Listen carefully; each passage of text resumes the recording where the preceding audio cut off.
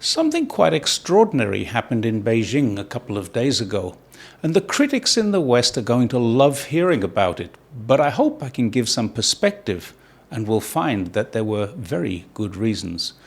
Now, if you're a critic, you might not accept this reason, but if you're not Chinese, then it doesn't matter. It doesn't matter whether you do or you don't. If you are Chinese and you don't accept this, then call 12345 and make a complaint to your government about it. Give a suggestion on how better to manage it, and they'll be happy to consider and listen to you. If you haven't got a suggestion on how better to manage this situation, then there really isn't any point in complaining, is there? Wherever you are, welcome to another edition of My Take on China.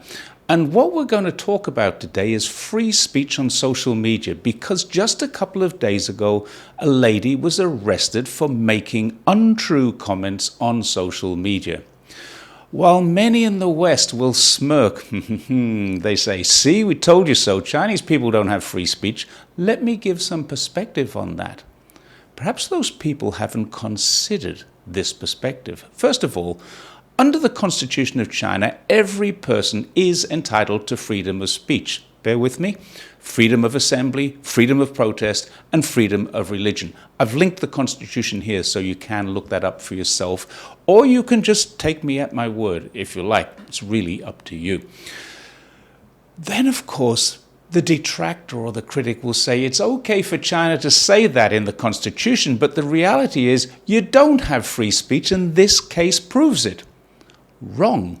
This case proves that free speech is very important to China and the Chinese people, and is strongly supported by the Chinese government.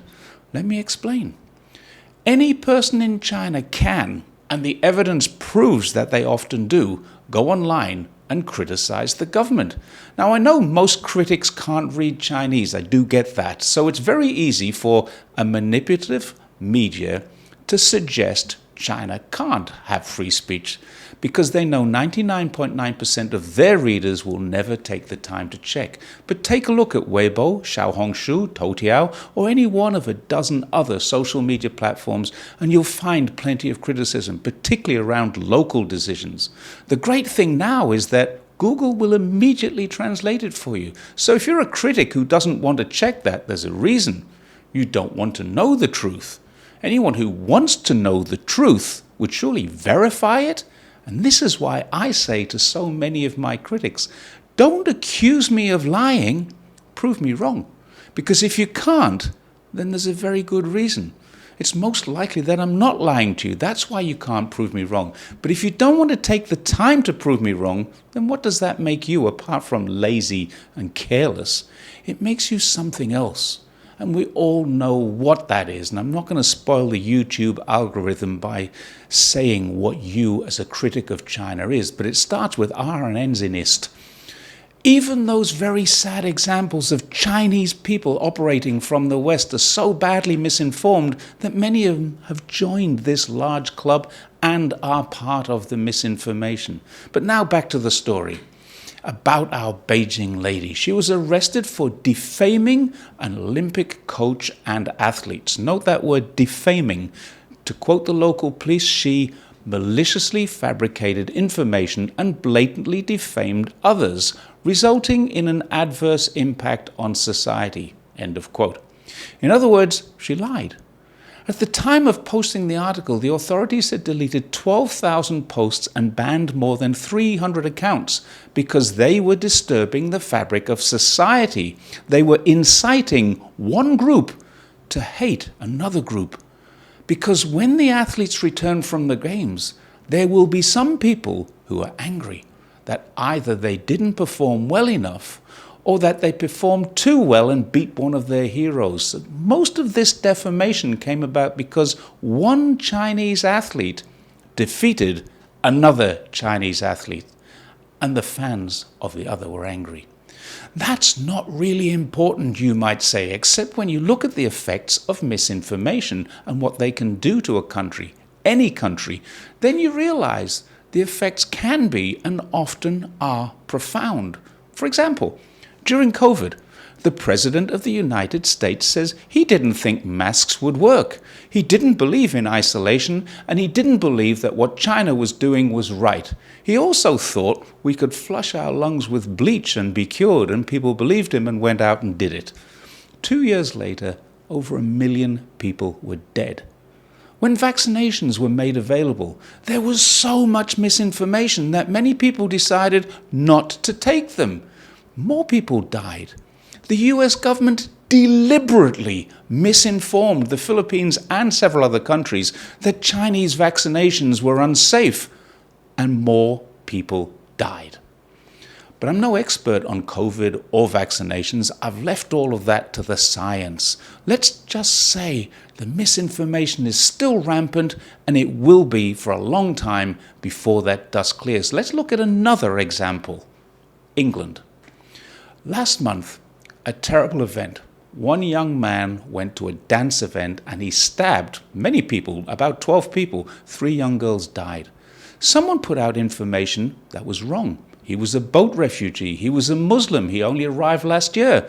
Social media went wild with the fact that this man was an illegal immigrant. He was not. He was born in England.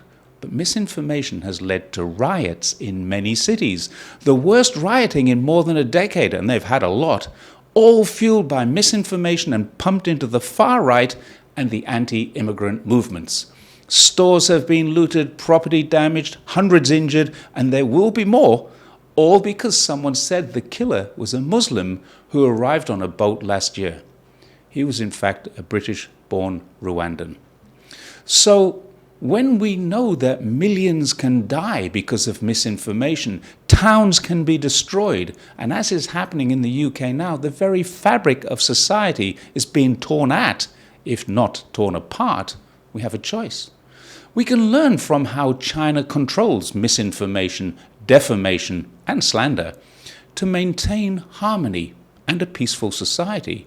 Or we can allow unfettered free speech and wait for the consequences, which we've now seen can be dire.